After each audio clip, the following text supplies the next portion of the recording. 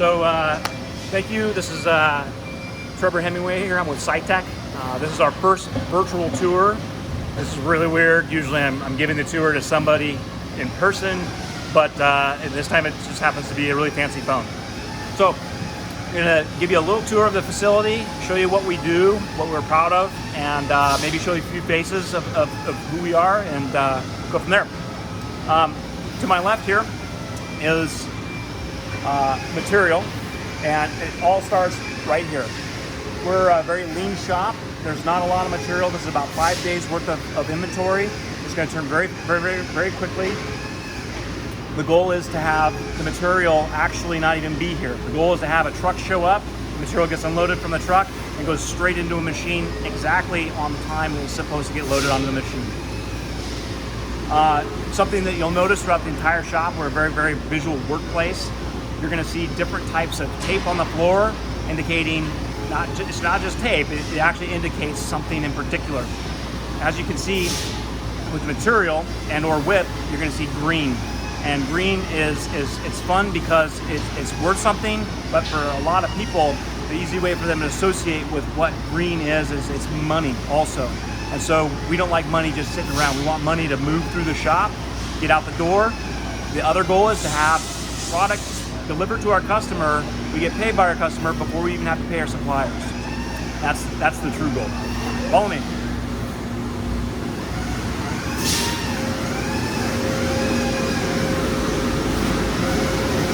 So we're entering cell 7 right now. In cell 7 we do a variety of different things, but what you're seeing here is some laser cutting. Now this equipment has a punch press turret inside of it as well, so we can laser cut and or stamp at the same time. The beauty of that is that if we have some equipment or some parts that have special features that we don't have a stamp set for, we'll actually laser cut it. Save some customer money. We can get a prototype turned quicker until the tooling can come in. There's a whole variety of reasons why that tool in our arsenal is very important. We liked it so much that we bought a second one, which is this machine here.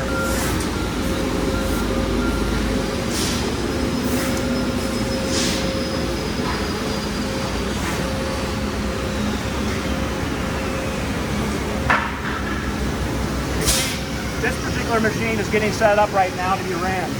We've done a lot of external setups, but now he's working on the internal setup. Again, this is a punch combination machine. So we have stamping capability and we have laser capability. What you see here is actually the turret where the stamping tools go. And that's where the majority of the setup is going to be on this equipment. The other beautiful thing about this equipment is each one of these pieces has material racks on it. So we can run this product lights out. In fact, one operator could run 3 machines. We can set the machines up at 10 o'clock at night. We can put all the material on. We can hit go, walk away from the equipment, come back in the next morning, 12 hours later, and the machine is still producing product. Pretty cool. Very efficient. So these 2 pieces of equipment are EMLKs, they're punch laser combination machines. This piece right here is actually just a pulsar laser with a material rack.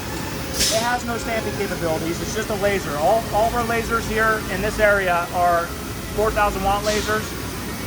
And then we actually have a fiber laser, which we'll take a look at here in a second. Usually this is where I ask any questions, but I'm talking to a phone, so bear with me. Over here, we have a standalone punch press as well. It's a great, solid machine, smaller footprint. It's good for medium to larger runs, but there's no laser. It's more for the specialty jobs, the things that we're not going to repeat over and over and over again. Very accurate machine. We probably won't get rid of it anytime soon due to the size of the footprint. It doesn't take up much room, but we'll see. We tend to upgrade things every 5 years, so that's coming up pretty soon. Follow me. Yeah.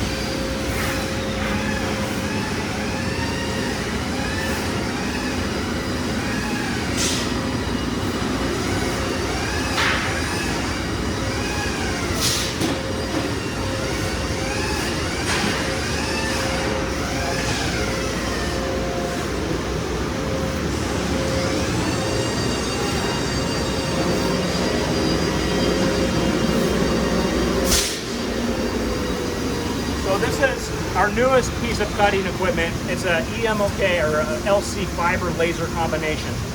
So the difference is with this particular laser in comparison to the others is this laser is a fiber laser. There aren't any mirrors and it doesn't use CO2 gas as an assist, making the beam way stronger, way faster. It's about 2 times as fast. It's a 2 kilowatt where we're running 4,000 watt. So it's going to be about twice as fast when it comes to laser cutting. In fact, you can see the robot just loaded a sheet on right now. The robot's gonna clear, and then it's gonna come in and do what it does.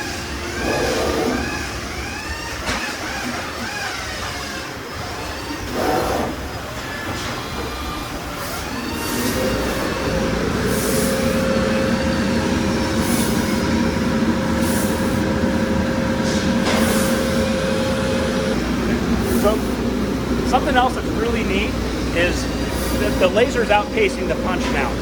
Where before, in history, lasers were always slower than punching.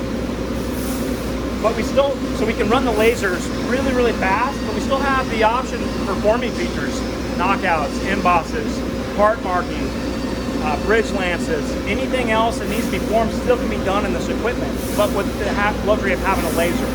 Very, very cool advantage. Follow me.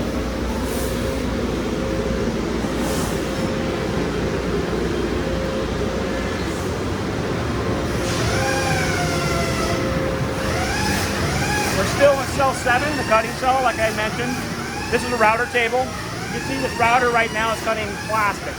We cut a tremendous amount of plastic for covers, shielding, all types of different products. In fact, a lot of people don't know this, but you can take polycarbonate and bend it. In fact, most of what we cut for plastic gets bent. It becomes some sort of cover to keep people's fingers out of areas that you don't want them to be, but maybe have a sight view, so that they can actually see maybe some lights or oil reservoir or whatever.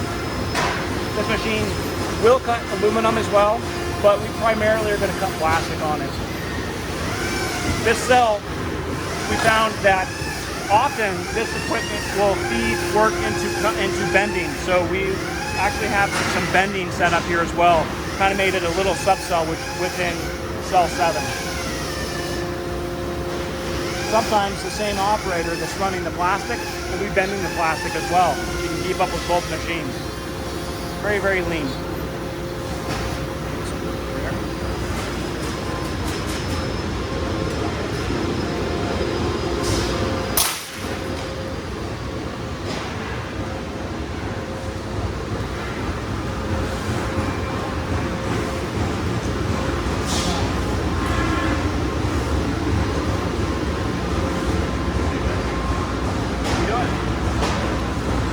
This particular area is one checkpoint for quality. At least one part out of every single lot is going to be scanned and put into the system. It's going to be logged so that we can trace back from the very point of conception when the part was made. We can see what kind of quality the product was being made at and logged. So if there are any issues down the road, we have a starting point of where the product was. I say we scan at least one part, because sometimes we only run one part and it's going to get scanned, where if we're running thousands of parts, there's a horn that will blow every hour that informs everybody that they need to pull a part off the machine right now, get it cataloged, check its quality, so that we have consistency. We know that we're continue to make good product. Tools aren't wearing down, a variety of different things. And we'll come back and show you how this is ran here in a second.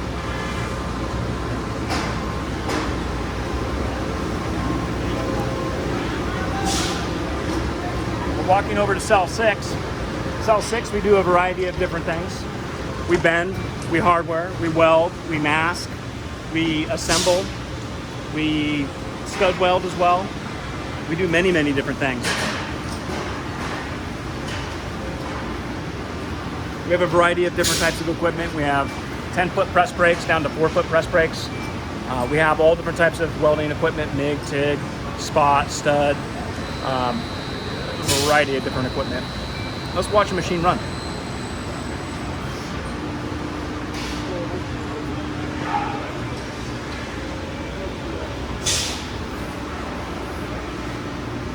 You can see here, not only do we have a very seasoned operator bending something very complicated, but he also has an hour-by-hour board measuring the quantity produced every hour so that we can have an idea of what is expected, if we're behind, if we're ahead, and if we need to update data.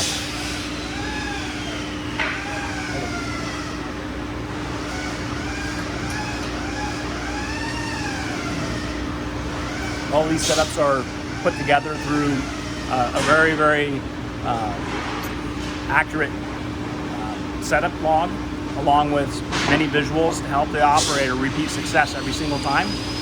We also run a lot of standard work. Standard work is once you determine the best way to do something, it's documented so that we can repeat that same thing over and over and over again. Hoping though that somebody will come up with even a more creative way, and then we change the standard work so that it'll be even more efficient, even better, even easier. Very good. Follow me.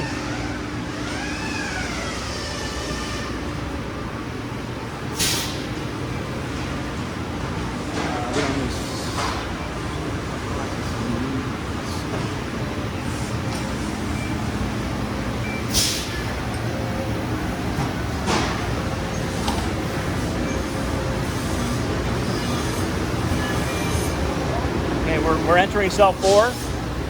Cell 4, we weld, we hardware, we mask, we grind, we do a lot of different things, but it's primarily welding. What you're going to see is hopefully some single part processing happening right now. We do emphasize single part processing. We know that unless you automate something, there is no faster way to do it than by single part. So we really, really work on improving our processing through single part. Might get a little loud.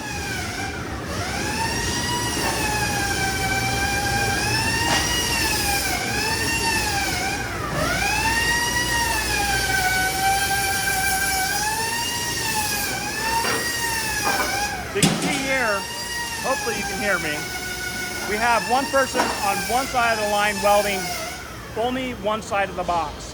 And then that person sends the box underneath to this operator, and he only welds one side of the box. The takeaway from this is that the way we used to do it was you had one person weld their own box, and everybody welded their box at their own speed, and everybody had their own quality issues. We determined through much practice that you can get a far superior box in 1/4 the time it takes with single part processing versus having everybody work on their own box. We took this particular box from 16 or 18 minutes down to dropping about every 4 minutes.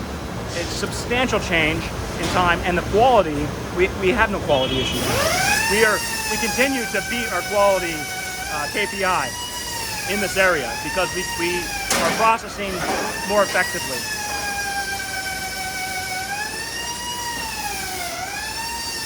The same operator that you hear grinding in the background also keeps the line wet. It keeps them fed. It keeps them logged into a job so that they don't even have to get up and walk away to log into a job. So it's very effective. We have 4 people in this line.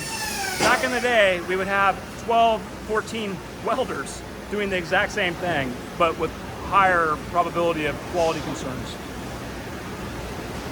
Follow me? We're working our way into cell 2.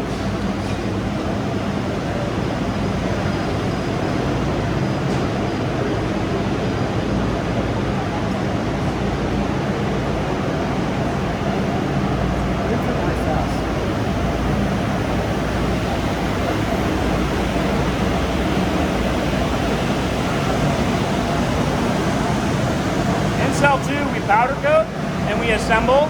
Package. We do a lot of different things, but the big thing is what we do is we powder coat.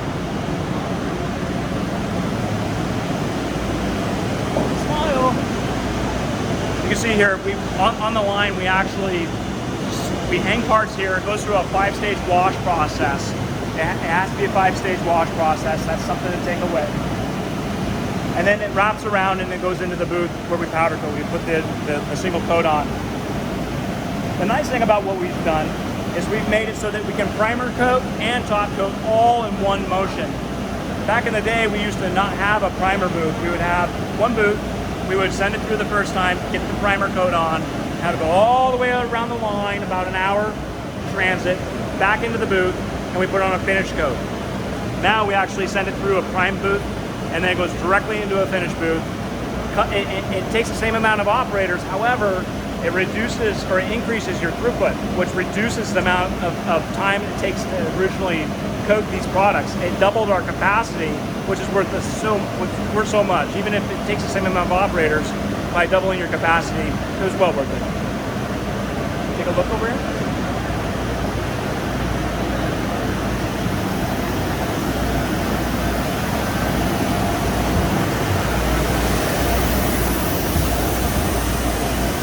Parts right here coming through.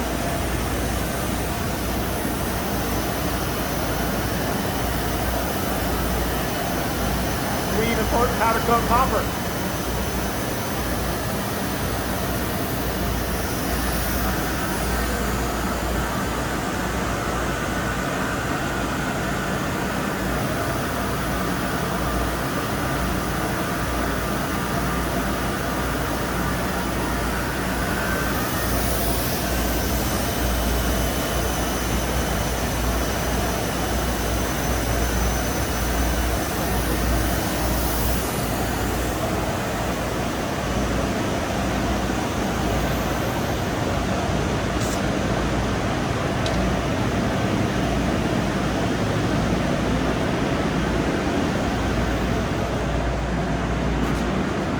This is powder coat storage. The reason why we are in here is because powder coating is very basic. However, there are three things that you need to know about powder coating.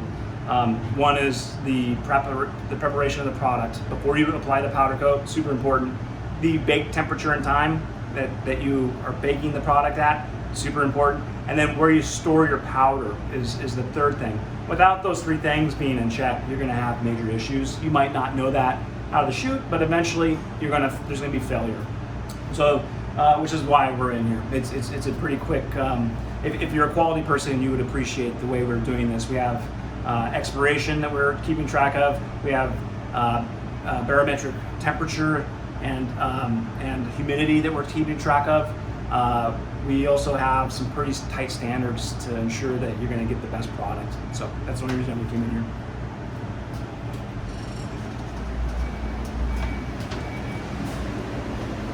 This is silk screen. How's it going? Good. So we're gonna film you just a little bit here. You see this gentleman here is actually applying a nice diagram onto this, looks like finished aluminum product. Silk screen is more durable than a label. It looks better, and it's about the same cost as a label too. So it's certainly something to look at. It's a value add product for us. We do quite a bit of it. And it looks nice. Nice work.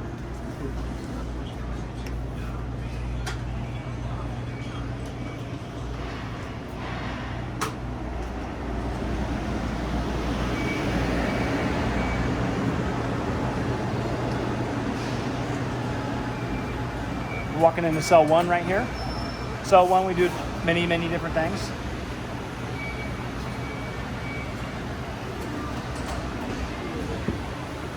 We put grain finishes on things. We found that with more likely than not, the things that we are going to grain finish, typically aluminum, are going to go through a chromate process. And after a chromate process, they typically get bent, hardwared, or both. And so that's what formed this little cell. Let's take a look at the Chromate line. These are our Chromate Baths. Chromate makes the product highly conductive and corrosion resistant. It's a thin coating. It's a lot like Aladyne. In fact, it's in the same family of Aladyne. A lot of our customers require that the aluminum be highly conductive so that they can emit energy very fast, which is why we put this line in. We have a tremendous amount of customers that require this product.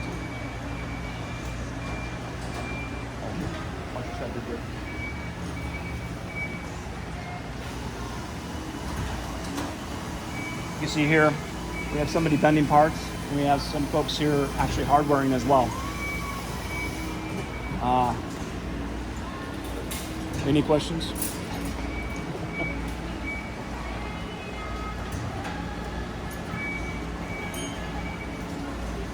There's a finished product.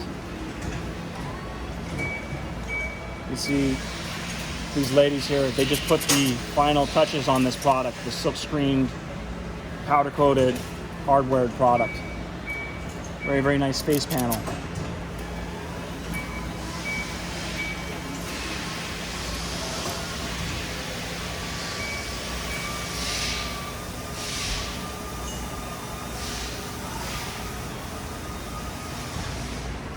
Okay, still in cell one, we have this really cool polyurethane gasket machine. You see here, Rusty is actually being a good sport. He's removing a gasket he already installed so that you, as the viewer, can see how it's actually installed again. So a little rework, but caused by me.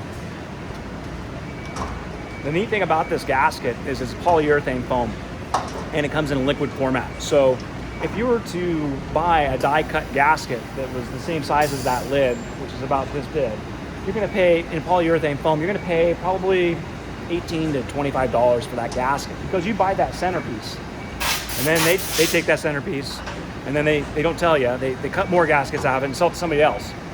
So what's neat about this is you just pay per the inch. There's two parts of polyurethane that come together, poly and the iso actually, come together at a perfect mix ratio.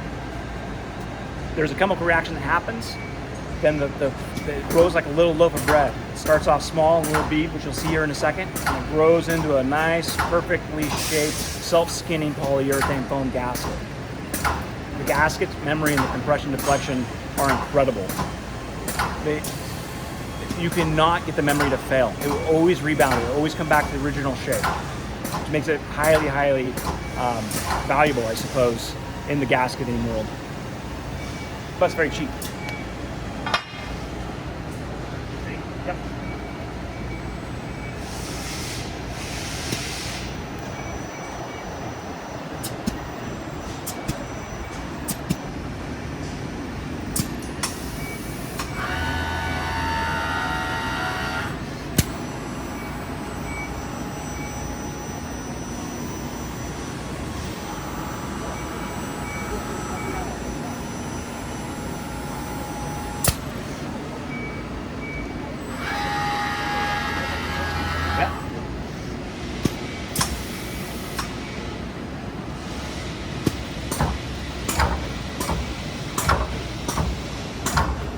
Head over to cell 8.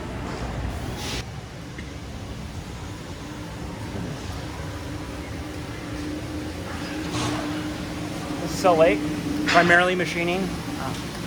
We have two vertical mills, one really, really fancy lathe. This is new to us as of 2019. It's taking off though. We're finding that the capacity is filling. We're adding additional staffing, and we're looking at new equipment. So this is something new we're offering. Maybe there's something we can help you with. Take a look here.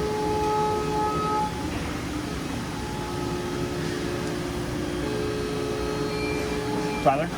Yes, sir. Can you see a part? Absolutely.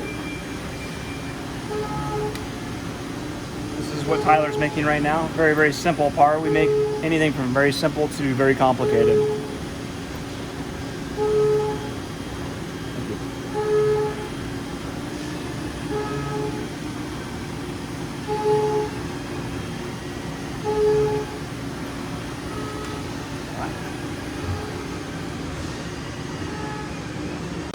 Okay, so this is one of our checkpoints I was mentioning earlier. We're going to actually get to see how this works in person, or in video, whatever. What Eddie's going to do is he's going to take a part that was produced on this equipment, the cutting equipment. He's going to scan it. He's going to compare it to the files that you guys provided to us to verify if the part is still correct. If we're going to have an error in cutting, or in most of our sheet metal, it's going to be due to placement of holes or not being able to measure everything that's on a print, because you can't dimension everything on a print. And for us to measure everything by hand would take an exceptional amount of time to actually do that and do it accurately and not miss something. This system's allowed us to catalog tens of thousands of products as they flow through the shop, and we were able to do it very fast to know that we're going to continue to make a good product. Here's an example of how it works. Go ahead, Eddie.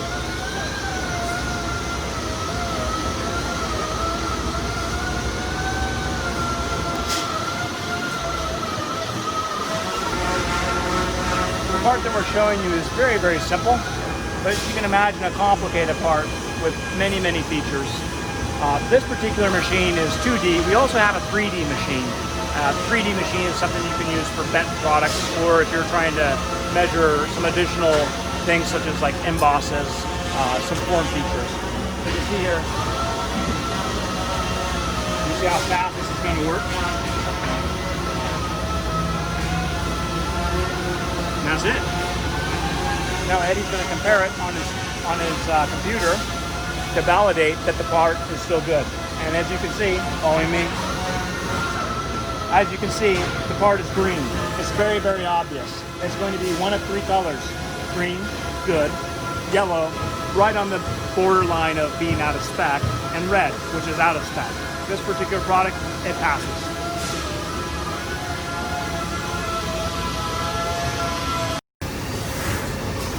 Okay, so at Sytech, we're big advocates of 5S, big advocates of lean.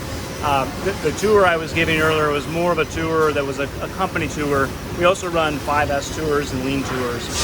We'll call them continuous improvement tours, really is what they are.